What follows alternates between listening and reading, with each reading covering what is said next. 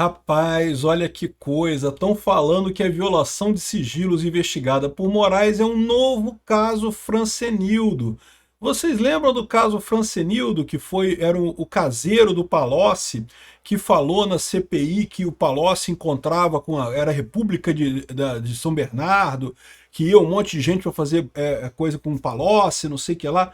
Meu amigo, a esquerda perseguiu o cara, destruiu a vida do Francenildo, que era só um caseiro, é um cara contratado lá do caseiro lá, mas investigaram as contas dele, investigaram a coisa, tentando desqualificar o cara. Sabe o que significa? Aqui, ó. Aqui, ó. Segundo o integrante da corte, confidenciou ao Radar, um graúdo aliado de Lula estaria envolvido na violação de sigilos. Eu tô falando para você, meu amigo, se o pessoal assistisse o Ancapsu, não perdia esse tempo todo, eu tô falando, é o Lula que tá por trás desse negócio, desse ataque ao Alexandre de Moraes, é óbvio que é só ver o interesse, quem é que tem interesse nessas coisas, né? Vamos entender esse caso aqui, porque meu amigo babou, cara, isso daqui, teve a tal da reunião com o pessoal todo, eu vou falar até em outro vídeo da reunião que teve do pessoal todo lá, mas eu duvido muito que o clima tenha sido pacífico. Eu sou Peter Turgunia, esse é o canal Ancapsu, e essas notícias foram sugeridas por operadores Slumberger, Cristiano Fischer e várias outras pessoas. Obrigado aí o pessoal que sugeriu notícias lá no nosso site, no visãolibertaria.com. E obrigado a você que está assistindo o nosso vídeo. Se você gosta do nosso conteúdo, por favor, deixe o seu like, se inscreva aqui no canal, né? Então tá aqui, ó. Diz o Robson Boninho do Radar, que vocês sabem, é de esquerda, né? Que a violação de sigilos investigada por Moraes é o novo caso Francenildo, cara. Caramba, meu amigo. Aqui, ó, o Moraes, ele colocou a COAF e a Receita Federal no inquérito das fake news. Eu falei para você, bicho, é inquérito do fim do mundo, cabe tudo ali, nunca vai acabar esse inquérito, né? A menos que a gente consiga tirar o Alexandre de Moraes de lá, né? Então, botaram o COAF e a Receita no inquérito das fake news. O ministro do STF quer apurar os supostos vazamentos de dados fiscais de integrantes da corte.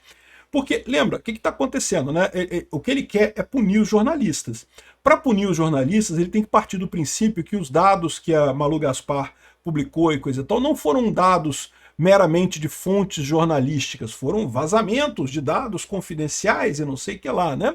E daí ele está investigando esse troço, né? E aí, segundo diz ele, que esse caso é um novo caso Francenildo aqui, ó. Inquéritos abertos por Alexandre de Moraes para investigar a violação de dados de ministro do STF. Ele agora, ao invés de abrir um inquérito novo, o que ele fez? Ele botou no inquérito das fake news. Pronto, é o inquérito do fim do mundo. Alexandre de Moraes agora tudo vai para o inquérito das fake news. É exatamente por isso que esse tipo de inquérito é proibido pela Constituição brasileira. Inquérito tem que ter um caso específico, num tempo específico, um fato que aconteceu específico.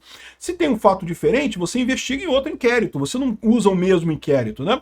Esse tipo de coisa. Sabe quem é que usava o mesmo inquérito para investigar a porra toda? Os milicos, lá em 64. Eles faziam exatamente isso. Abriam um inquérito e ficavam botando todo mundo no inquérito para ficar punindo as pessoas com medidas cautelares, né?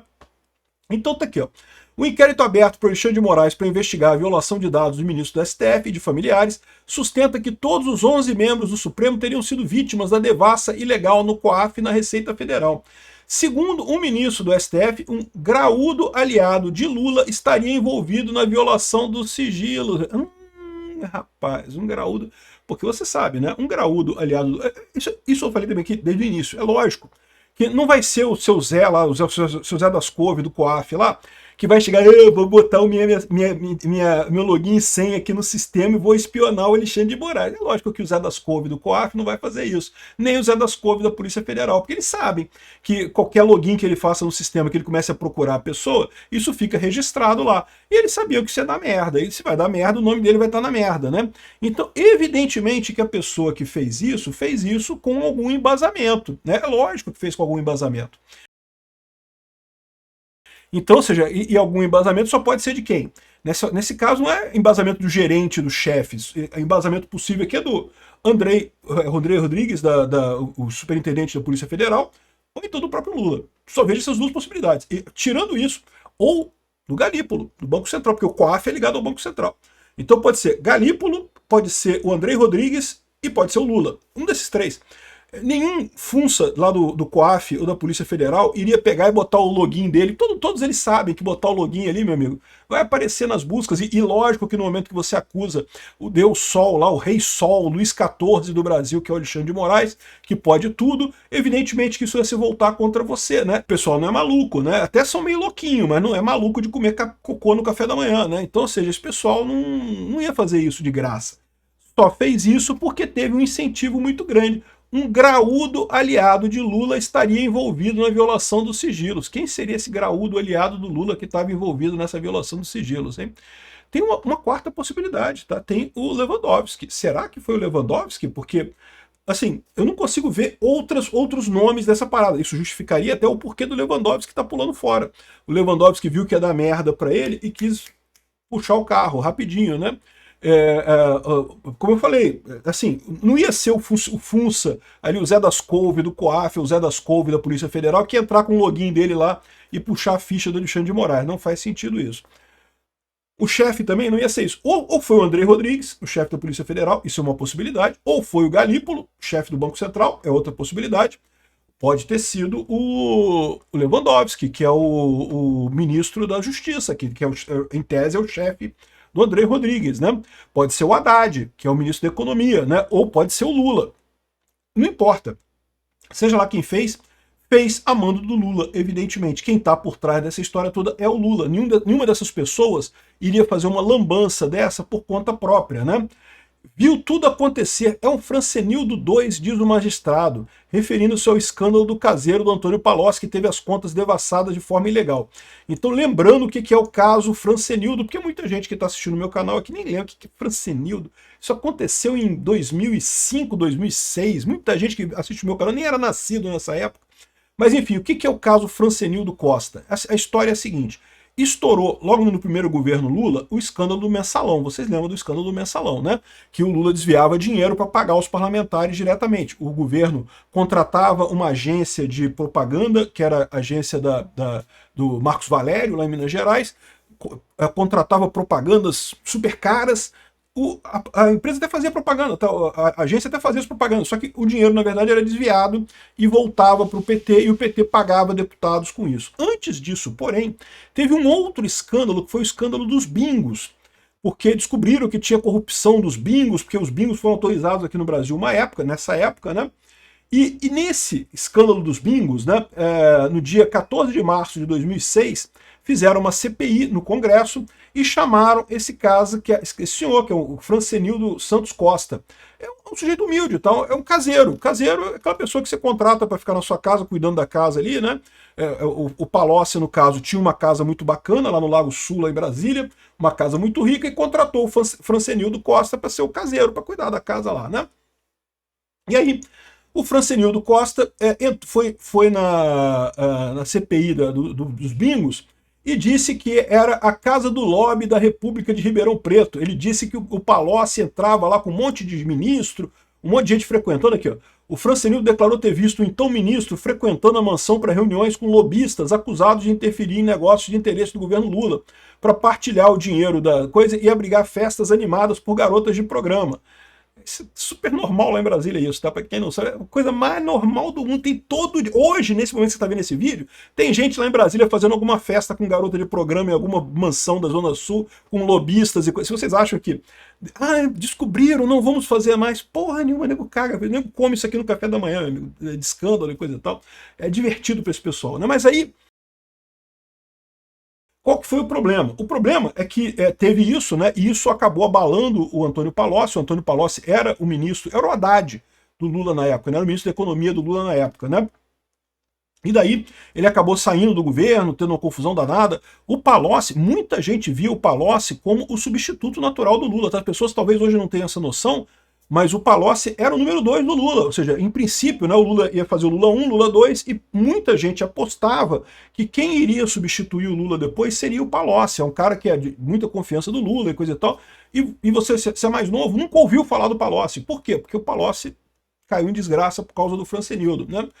E aí, meu amigo, o pessoal do PT, é o que eu falo, esse negócio de cancelamento, cara. O pessoal gosta de dizer, não, porque a direita gosta de cancelar as pessoas. A esquerda é muito pior, cara. O que o pessoal fez, né? Quando o Francenildo, né, começou a abrir o bico falando dessas coisas da festa, falando da CPI, coisa e tal, a esquerda, que estava no governo Lula, que era o COAF e a Polícia Federal na época, não, vou botar aqui o meu login aqui, vou baixar tudo do Francenildo para jogar para a imprensa, para dizer que o cara tem podre, não sei o que lá.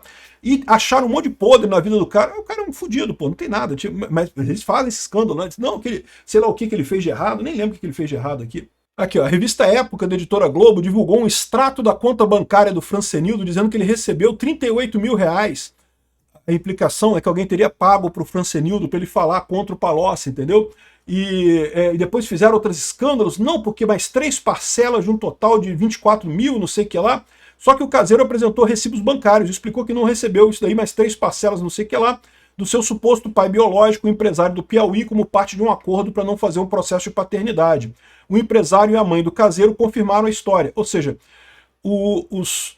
as seclas do PT lá, os minions do PT lá, invadiram o sistema, quebraram o sigilo do cara para constranger o cara, para dizer que o cara era um vendido, não sei o que lá, e tentar preservar o Palocci.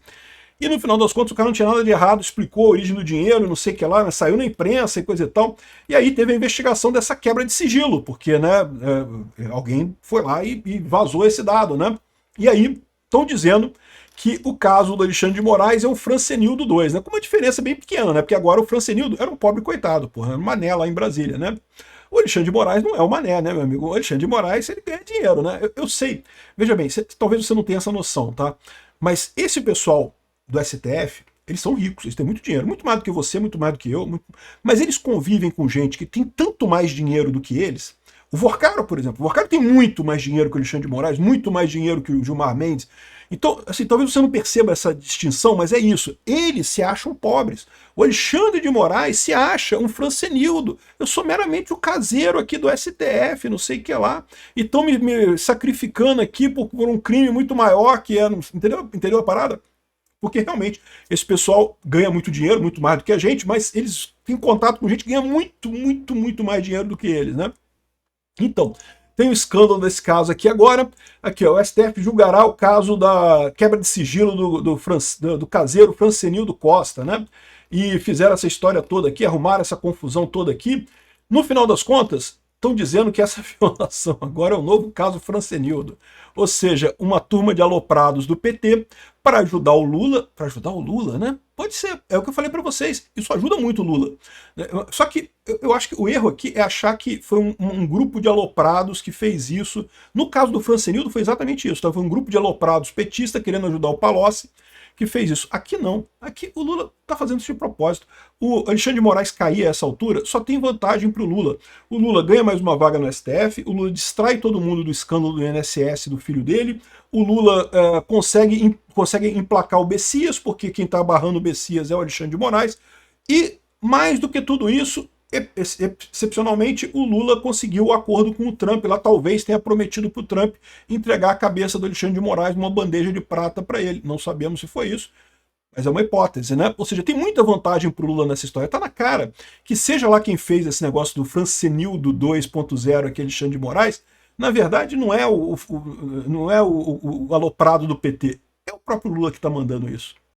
Obrigado por assistir nosso vídeo até o final. Tem alguns links para você nos ajudar aí na tela e também na descrição desse vídeo. Contribua com o nosso projeto.